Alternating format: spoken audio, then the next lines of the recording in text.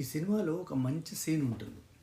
అది చాలామంది ఫినాన్షియల్ గురువులు చెప్పలేని డబ్బు గురించి ఒక నిజాన్ని చెప్తుంది. అందుకే చాలామంది జీవితాంతం డబ్బు కోసం పరిగెడుతూనే ఉంటారు.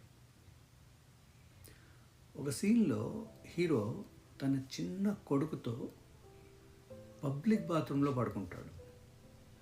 డబ్బు ఉండదు, ఇల్లు ఉండదు, సేఫ్టీ ఉండదు, నథింగ్. కానీ ఒక్క విషయం మాత్రం అతని దగ్గర ఉంది. తనలో ఓడిపోలేని మనసు. నా జీవితం ఎందుకు ఇలా అవుతుంది, నాకే ఎందుకు ఇంత కష్టం వస్తుంది అని క్వశ్చన్ చేసుకోవడం. తాను ఏం ప్రశ్నించుకుంటాడో తెలుసా? నా జీవితాన్ని మార్చే స్కిల్ ఏది అని.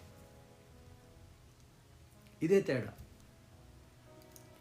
బతకడం కోసం అనే మైండ్ సెట్కి, సంపాదించడం అనే మైండ్ సెట్కి మధ్య ఉన్న అతిపెద్ద తేడా.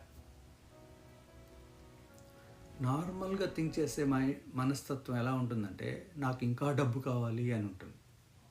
అదే రిచ్ ఆలోచనలతో ఉండే మైండ్ సెట్, నా విలువలను ఎలా పెంచుకోవాలి అని అడుగుతుంది. ఎందుకంటే మన విలువ వెనక డబ్బు వస్తుంది, కానీ డబ్బు వెనక విలువ రాదు. మనం కొత్త ఫోన్ కొనే ముందు, ఈఎంఐ మీద బైకులు తీసుకునే ముందు, ఇన్స్టాగ్రామ్లో మన స్టేటస్ని చూపించుకునే ముందు కంటే మన మీద మనం ఇన్వెస్ట్ చేసుకోవాలి. నీ స్కిల్ మీద ఇన్వెస్ట్ చేసుకోవాలి, నీ నాలెడ్జ్ మీద ఇన్వెస్ట్ చేసుకోవాలి, నీ గ్రోత్ మీద ఇన్వెస్ట్ చేసుకోవాలి.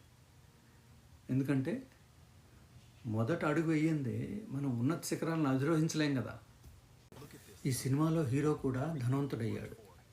ఎందుకంటే అతను తన విలువలను పెంచుకున్నాడు కాబట్టి. అలానే మనం కూడా ముందు విలువలను పెంచుకోవాలి, డబ్బుని కాదు. ఇలాంటి మరిన్ని ఫినాన్షియల్ లెసన్స్ కోసం ఫాలో.